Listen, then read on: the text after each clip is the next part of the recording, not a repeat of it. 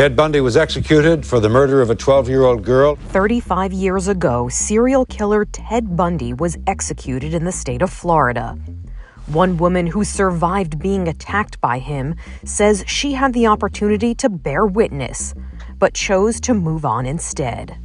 I had given him enough mental energy. I was not going to give him another time to face me or me face him and see him die.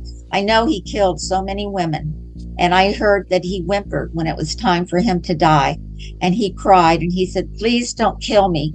Please don't kill me." And I imagine those were the words that the victim said just as he was about to kill them. All those beautiful women, they're crying, "Please don't kill me."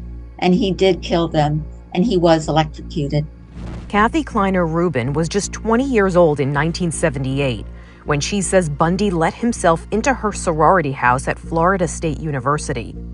She says they weren't aware a serial killer was on the loose in Florida. Bundy had escaped prison in Colorado weeks earlier. Her book, A Light in the Dark, Surviving More Than Ted Bundy, details what happened that night. The door was broken.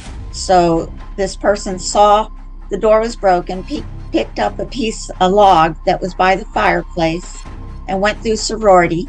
He went upstairs, and the first room he got to was Margaret Bowman's room. He attacked her and beat her with that log that he had picked up. He then went across the hall and killed Lisa Levy with the same log that he had killed Margaret with.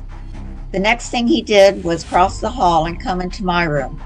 Kathy says she was woken up when Bundy tripped over a trunk on the floor in her room, but she didn't have enough time to react when she saw him. I look up and I see the silhouette, the shadow of someone standing next to me. And I saw him raise his arm up over his head, and he had that log, the log he killed Margaret and Lisa with, and he slammed it down on my face. He slammed it so hard that he shattered my chin, he shattered my jaw. I received cuts in my cheek that opened up, and you could see my mouth on the inside and my teeth. And all of a sudden, our room became bright. It shone a light. It was bright in the bedroom, and now I could see this person clearly. And as I stood there in the light, he saw himself, and he started getting antsy and paced back and forth. And that light was a sorority sister, was being brought home late from the nights. And that light was her boyfriend's light illuminating our bedroom.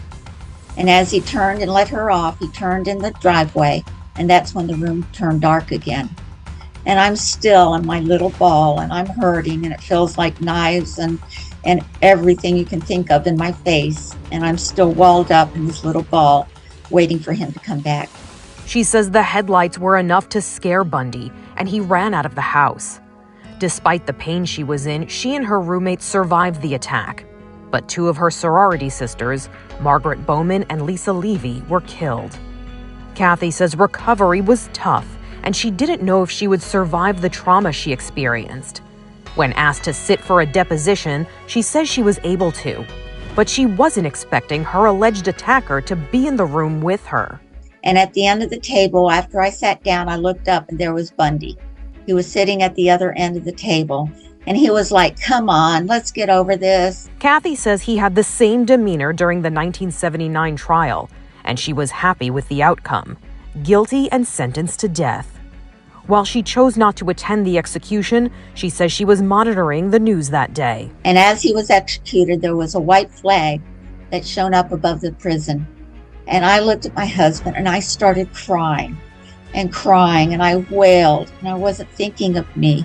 I was thinking of all the 32 women he had killed, mutilated, and taken out of this world so young. And then I thought of Margaret and Lisa, my sorority sisters.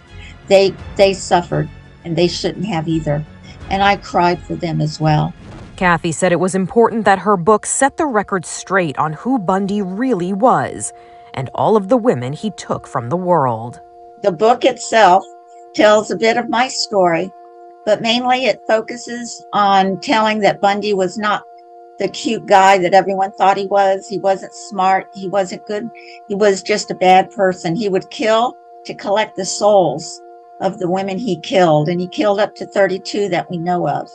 And in my book, I talk about each of the women, all 32 of them, and I tell a little bit about them, each of their loves, their dreams, what they wanted to do, things that were important to them. I wanted to bring a voice to them so that they were not forgotten. For Inside Edition Digital, I'm Mara Montalbano.